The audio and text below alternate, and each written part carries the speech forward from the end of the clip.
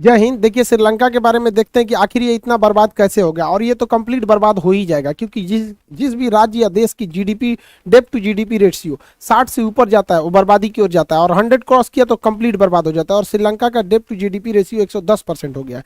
देखिए, श्रीलंका को आज़ादी मिली 4 फरवरी 1948 को। यहाँ पे 22 मिलियन लोग रहते हैं यहाँ पर। इसका पुराना नाम सीलोन था। पहले ये भारत से शुरुआत में कई सारी इससे लड़ाइयाँ हुई थी। बहुत प्राचीन काल में भारत के राजा करिकाल आक्रमण किए थे वहाँ पे। राजा राज ने किया था, राजेंद्र चोल ने किया था, देवराय द्वितीय ने किया था, कई समय किया था। उस समय इसका पुराना नाम सीलोन था। इसकी राजधानी भी टाइम टाइम पे बदलती रही। एक समय था जब अनुराधापुर थी, फिर इसके राजधानी कैडी हुई, फिर कोलंबो हुआ, अभी इसका राजधानी श्री जयवर्धनपुरम हो गया है। इसके बड़े शहर की बात करेंगे तो इसके नीचे में हम्बनटोटा शहर जो है, यहाँ पर ये काफी बड़ा शहर है हम्बनटोटा, इसका बंदरगाह यहाँ पर। और यहाँ पर ट्रिंकोमाली इसका पेट्रोलियम रिजर्व बहुत बड़ा है, जिसे भारत ने अभी लीज पर ले लिया। इसका ऊपरी राज्य जाफना कहलाता है। ये वाला जगह जाफना है, जहाँ पर लिट्टे नामक एक उग्रवादी संगठन पनपा था। अब इसके बारे में एक एक करके समझते हैं। देखिए, श्रीलंका का 2 ही बिजनेस होता है। एक इसके यहाँ खेती होती है, दूसरा टूरिस्ट होते हैं।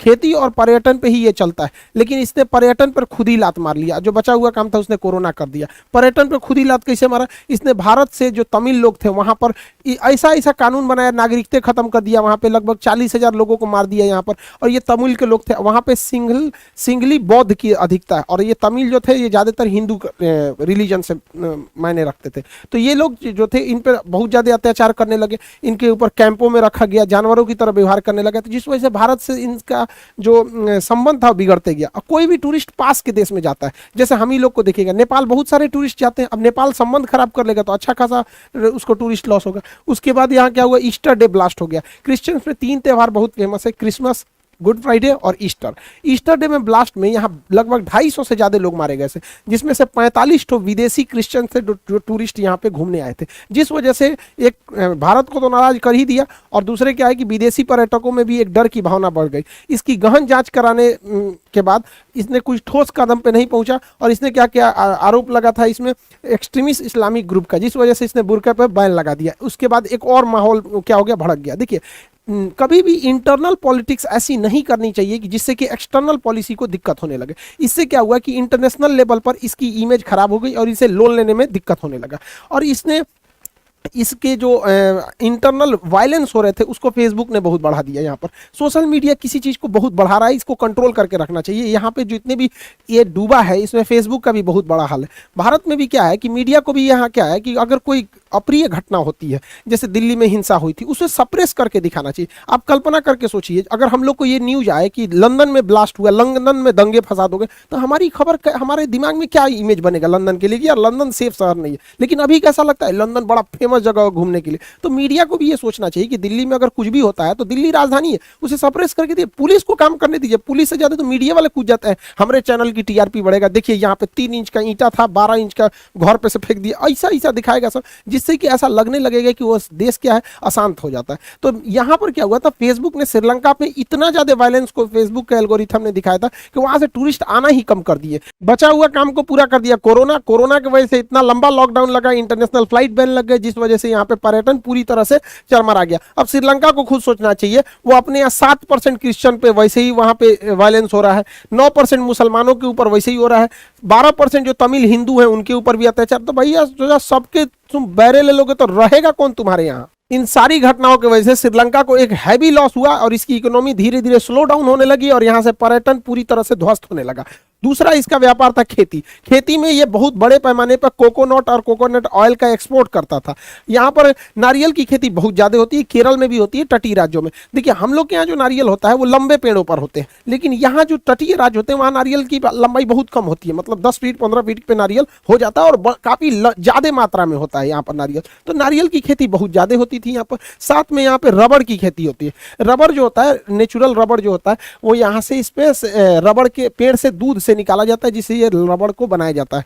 तो ये रबड़ की खेती भी बहुत ज्यादा इसके पास होती थी। दूसरा चाय में तो ये बहुत ज्यादा एक्सपोर्ट करता था दूसरे देशों को, और खेती पे ये कुछ हद तक आत्मनिर्भर भी था। हमारे यहाँ से कम चाय होता है यहाँ पे, लेकिन हम लोग के यहाँ चाय पी भी तो जाते हैं। इतनी जनसंख्या है उस पे से, जिसको देखो सुबह में दिन भर में 3-4 टाइम चाय पी लेता है यहाँ पर, जिनको चाय की आदत लगी रहती है। तो ये यहाँ पर काफी अच्छे से फल फूल रहा था। लेकिन यहाँ पे चौपट नेता सब, देखिए नेताओं का पढ़ा लिखा होना बहुत ज्यादा जरूरी है, वरना ये ऐसा चौपट करेंगे समझना जिसकी खामियाजा कई पुश्तों को चुकानी पड़ती है। नेतवा कहा कि भाई जो हम लोग यूरिया, पोटास, डीडीटी जो सिंथेटिक खाद का प्रयोग करते हैं, रासायनिक खाद का, इनके पास टेक्नोलॉजी नहीं थी श्रीलंका के पास, तो इन्हें इंपोर्ट करना होता था। ये लगभग $400 मिलियन प्रति वर्ष खर्च करते थे, यानी 3000 करोड़ रुपए का ये खाद मंगाते थे।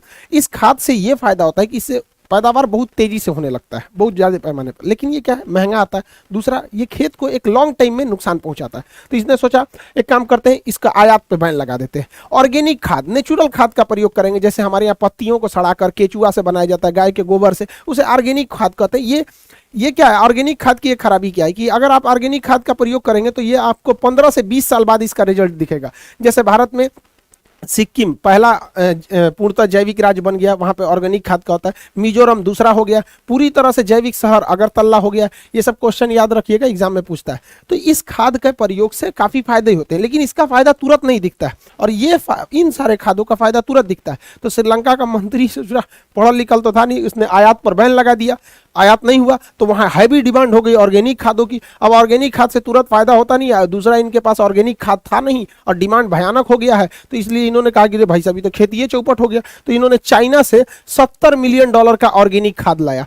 अब बताइए, चाइना से मंगा रहा है, खाने पीने का सामान तो कभी नहीं मंगाना चाहिए, तो खाद मंगाया, उस खाद में बीमारी लग गया और अजब टाइप के बैक्टीरिया पाए गए सब इसके खाद में, चाइना वाले में, और पेड़वे खा जाते थे। तो मतलब खाद डाला जाता है पेड़ उगने के लिए, सोच रहा चाइना का खाद डाला जाता तो पेड़वे खा जाता था। तो श्रीलंका ने इस खाद को वापस पैक किया और वापस जहाज से भेज दिया चाइना में। इसे भेजने में श्रीलंका को $7 मिलियन का खर्चा आया। वाह रे श्रीलंका, वाह रे चाइना, वाह यार, इससे बड़का दगाबाज तो दुनिया में कोई नहीं हो सकता। हम लोग पाकिस्तानियों को कमीना समझते थे, ये उसका भी बाप निकला सब। सोचिए किस तरह से, इससे दोस्ती ही नहीं रखनी चाहिए इन चोटों से, फादर ऑफ कोरोना। इस खाद वाला जो संकट है, इसका नतीजा ये हुआ कि जो श्रीलंका अपने खाद्यान्नों पर आत्मनिर्भर था, उसे गेहूं और चावल जैसे चीजों को भी इंपोर्ट करना पड़ गया अपने देश के पेट पालने के लिए। अब टूरिस्ट चौपट हो गया, खेती चौपट हो गया, अब पैसा आएगा कहां से? जिस वजह से इनके पास पेट्रोल को आयात करने का पैसा नहीं था, तो उस वजह से पेट्रोलियम महंगा होते गया। पेट्रोलियम इतना महंगा हो गया, अब पेट्रोलियम के ज़्यादा महंगा होने से पेट्रोलियम को लेने के लिए लाइन पे लाइन लगने लगे सब। वहाँ पर पेट्रोल का रेट इतना महंगा हो गया, 350 रुपया लीटर हो गया।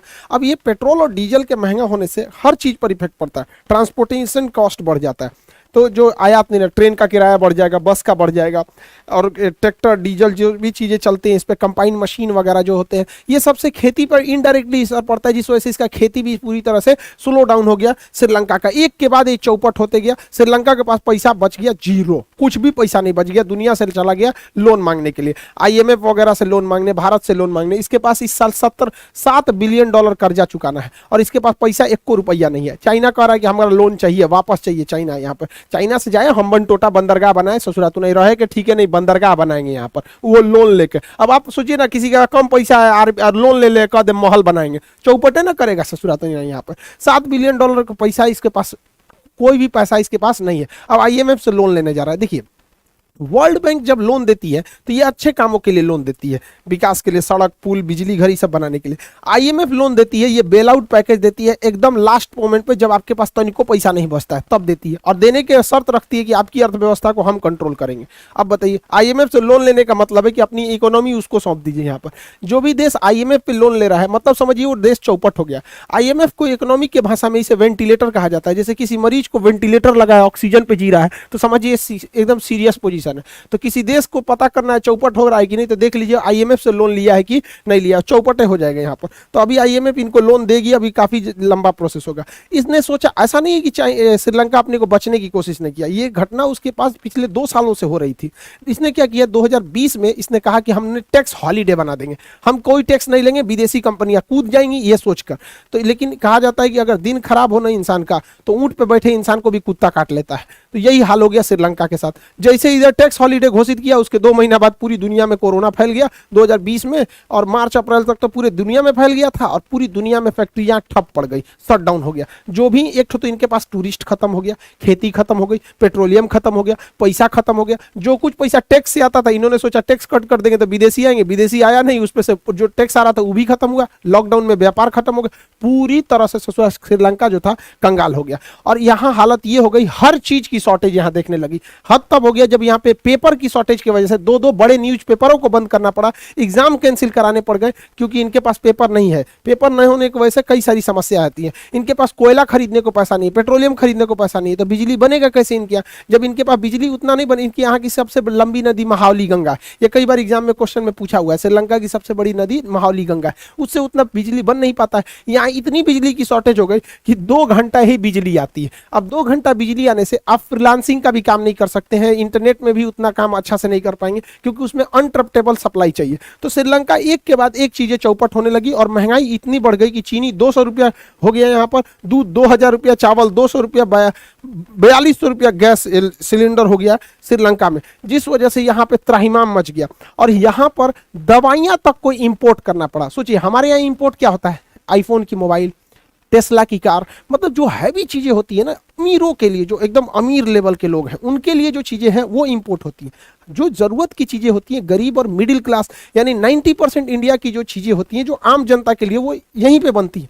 सोचिए यहाँ दवाइयां तक को इंपोर्ट किया जाता है, पैरासीटामॉल का गोली। ये हाल हो गया श्रीलंका का चौपट यहाँ पर। इसे चौपट करने के लिए ऐसा नहीं है कि बर्बाद किया गया है, तो ये सब ने मिलकर बर्बाद किया। हमारे यहाँ इंडिया में देखिए ना, एक दूगो नेतवा मिलकर बर्बाद कर देते हैं। एक कहावत कहा जाता है कि बर्बाद गुलिस्ता करने को बस एक ही उल्लू काफी है, हर सय पर उल्लू बैठा हो आबाद गुलिस्ता क्या होगा। मतलब किसी बागीचा को बर्बाद करने के लिए एक उल्लू काफी है, हर बागीचा के हर डाल पर उल्लू बैठ जाए तो वो गुलिस्ता क्या होगा। यहाँ ससुरा भारत में एक के दूगो नेतवा मिलकर लूट लेता है। यहाँ खानदानी चोर बैठा है सब श्रीलंका में। खानदान हम पूरा नहीं, थोड़ा सा इन सबका खानदान समझाते हैं, बैठ जाते हैं। श्रीलंका में एक मंत्री थे, नाम था उनका एल्विन राजापक्षे। इन्हीं के खानदान ने पूरी तरह डुबा दिया। एल्विन राजापक्षे के 4 लड़का हुआ, गोटेबाया राजापक्षे, महिंद्रा राजापक्षे, बासिल राजापक्षे और चमल राजापक्षे। ये राजापक्षा फैमिली है।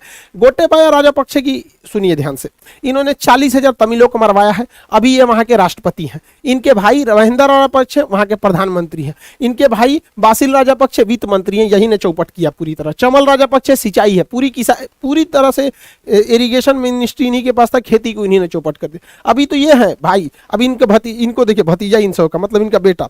महिंद्रा राजपक्षे के 2 बेटा, नवल राजापक्षे और यूसिया राजापक्षे। नवल राजापक्षे खेल मंत्री है, यूसिया Rajapaksa chief of the staff है, मतलब किसको नौकरी देना है किसको नहीं, इन्हीं को जिम्मेदारी।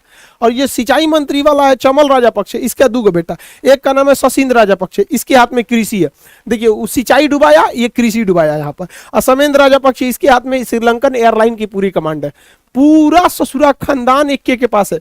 ये खानदानी चोरों ने डुबाया है श्रीलंका को। जब ये परिवारवाद ना पूरी तरह से चौपट कर दिया श्रीलंका को, इन्हीं चोट्टों ने मिलकर। अभी तो हम गोतिया में गिनबे नहीं किए, चचेरा ममेरा कजन वजन, बड़ी मंत्री है सब इसके पास। 9 बड़े मंत्री एक ही फैमिली से आते हैं। 70% बजट एक ही फैमिली कंट्रोल करती है, तो चौपट तो होना ठीक फिक्स था यहाँ पर। अब यहाँ पर श्रीलंका में इनके खिलाफ भयानक बवाल फैलने लगा, यहाँ पर प्रोटेस्ट होने लगे, प्रोटेस्ट धीरे धीरे वायलेंस होने लगे। हाल ये हो गया कि यहाँ पर प्रोटेस्टर जो थे ये मंत्रिमंडल के इस्तीफे की मांग करने लगे। मंत्रिमंडल ने इस्तीफा दे दिया, लेकिन ये दूगो जो था सब, ये इस्तीफा नहीं दे रहा था सब। तो महिंद्रा राजापक्षे जो प्रधानमंत्री थे, उनके घर को जला दिया गया। बाद में इनको इवैक्यूएट करने के लिए आर्मी बुलानी पड़ी, तो इन्हें अपना त्यागपत्र देना पड़ गया। लेकिन गोटेबाया राजापक्षे अभी भी हैं। प्रदर्शनकारियों का कहना है जब तक इस चोट्टा को नहीं हटाएंगे हम यहाँ से हटने वाला नहीं है। तो यहाँ पर तो ये हट गए हैं महिंद्रा राजापक्षे, और जब तक ये गोटेबाया नहीं हटेंगे तब तक नहीं होंगे। भाई साहब, भारत के तमिलों के 40,000 का जान लिए हो यार तुम, नींद कैसे आ जाती है तुम। हर इंसान, हम लोग अफगानिस्तान का एग्जाम्पल देते हैं ना, ये तमिलों के साथ उनसे भी बुरा हाल किया था। समझ में, आपका देश डिजर्व करता है इसको। भारत के तमिल क्या मांग रहे थे यार, माइनॉरिटी को जीने नहीं देता है सब यहाँ पर। यही हाल हो गया, जियो अब तुम अच्छा से यहाँ पर। अभी आनंद फानल में नया प्रधानमंत्री बनाया गया रानिल विक्रमसिंघे को। रानिल विक्रमसिंघे इसी के करीबी है सब, चोर चोर मौसेरे भाई। इनका कहना है कि अभी तो ये शुरुआत है, अभी तो पूरा फिल्म बाकी है, पूरा श्रीलंका भी और चौपट होगा। IMF इनको लोन अभी दे नहीं रहा है, दुनिया में जल्दी तो लोन इनको कोई दे नहीं रहा है, अभी ये पूरी तरह से चौपट होंगे। तो हर देश को ये सोचना चाहिए, हर राज्य को सोचना चाहिए कि आप अपना वित्त मंत्रालय किसे दे रहे हैं। अनपढ़ों को दे देंगे तो चौपट हो जाएगा। भारत से भी कई राज्य हैं जिनसे अच्छा संकेत नहीं है, समझिए ध्यान से। किसी भी स्टेट का या देश का GDP जो होता है वो ये दिखाता है कि इस साल वहां पर कितने प्रोडक्ट प्रोडक्शन होंगे एक साल में, और उस जीडीपी के बाद डेब्ट टू जीडीपी रेशियो निकाला जाता है कि जितना प्रोडक्शन एक साल होगा उसका कितना परसेंट लोन चुकाने में जाएगा। तो लोन लेना गलत बात नहीं है, बट एक लिमिट में लेना चाहिए। यहाँ पर कहा जाता है कि जीडीपी का 20% अगर आप लोन लिए हैं तो ये एक नॉर्मल चीज है, यहाँ तक ठीक है, लेकिन इससे ज्यादा जाता है तो खतरनाक माना जाता है, और 60% क्रॉस किया तो एकदम ये डेंजर हो जाता है। 60% से ज्यादा डेब्ट टू जीडीपी रेशियो नहीं होना चाहिए। अब होगा कैसे भाई, साल भर में हम जितना कमा रहे हैं उसका 60% उसी में ब्याजें चुकाने में, लोन में कर दें, बचेगा क्या हमारे पास। अब ये स्थिति पे भारत के कई राज्य आ चुके हैं, जिसमें सबसे टॉप पर है पंजाब, खतरे का संकेत है। यहाँ पर 53% यहाँ डेब्ट टू जीडीपी रेशियो है। देखिए 20 होना चाहिए, 53 है यानी 60 के पास है, तो वहां पे काफी ज्यादा पॉलिटिक्स खराब था यहाँ पर। तो अभी तो वहां इलेक्शन हुए हैं, एक आध महीने सरकार आई है भगवत मान की यहाँ पर। अब एक आध महीने में कौन सरकार क्या कर लेगी किसी को नहीं पता, कम से कम 2-3 साल रुकने के बाद ही कोई बता सकता है कि इस गवर्नमेंट का क्या स्टैंड है। अभी के लिए करेंगे तो बस एक भारतीय मीडिया है और एक नेता है सब, जो सरकार बनते कहेगा सबकी एकदम ये हो जाना चाहिए। तो पंजाब को इस पे स्पेशली ध्यान देना चाहिए क्योंकि अगली दहलीज पे है। दूसरे नंबर पे राजस्थान है, इनका 39% डेब्ट टू रेशियो है। उसके बाद 38% पश्चिम बंगाल का है, 34% उत्तर प्रदेश का है, और आंध्र प्रदेश का 32% डेब्ट टू जीडीपी रेशियो है। यानी ये लोग श्रीलंका जैसी स्थिति के लिए मतलब अब धीरे धीरे जा रहे हैं। 60% थ्रेशोल्ड क्रॉस कर जाएंगे तो बहुत दिक्कत हो जाएगा यहाँ पे। श्रीलंका का डेब्ट टू जीडीपी रेशियो 110% था, इसलिए डूबा यहाँ पर। ग्रीस जो डूब गया 2012 से 15 के बीच में पूरी तरह, उसका डेब्ट टू जीडीपी रेशियो 200% था, इसीलिए पूरी तरह से चौपट होगा। हमारे अगल बगल के कई देश भी हैं जो इसी संकट में आने वाले हैं, जैसे नेपाल। केपी शर्मा ओली याद होंगे आपको, क्या नौटंकी किया था इस बंदे ने, पूरी तरह भारत और नेपाल के रिश्तों को खराब करके रख दिया। ठीक हुआ ये गया, वरना भारत और नेपाल के रिश्ते को एकदम रसातल पे गिरा देता। इसका डेब्ट टू जीडीपी रेशियो 53% है। यहाँ के वित्त मंत्री को पता ही नहीं है कि ये डेब्ट टू जीडीपी रेशियो होता क्या है यहाँ पर। अब सबसे बड़ा खतरा तो पाकिस्तान है। पाकिस्तान का डेब्ट टू जीडीपी रेशियो 74% है। आप समझ सकते हैं ये खतरे के निशान को पार कर चुके हैं, अब कभी भी ये बर्बाद हो जाएगा। खतरा इसलिए है कि पाकिस्तान एक परमाणु संपन्न देश है, और परमाणु संपन्न देश का स्टेबल रहना जरूरी है, क्योंकि अगर वहां गृह युद्ध होगा और श्रीलंका जैसी स्थिति होगी, यूक्रेन जैसा स्थिति हो गया, सीरिया जैसा स्थिति हो जाएगा, तो किसी के हाथ में परमाणु बम लग जाएगा, उसे सोचा कहीं चला देगा। अब पता चला आप मोहल्ले के किसी नॉर्मल आदमी को AK-47 निकाल दीजिए तो बरस करेगा इसे 47 लेके ले। तो भाई बड़े हथियार जिम्मेदार देशों के पास होना चाहिए। तो भारत के लिए भी एक चिंता का विषय, वहाँ आतंकवादी हर गली में एगो मिलेगा, कोनो को मिल गया परमाणु बम सीधे चला देगा भारत के ऊपर, ये नहीं देखेगा कि सोच रहा कितना दूर जा पाएगा नहीं। तो देखिए डर उसको होता है जिसके पास खोने के लिए कुछ हो, जैसे भारत है, अमेरिका है, ब्रिटेन है।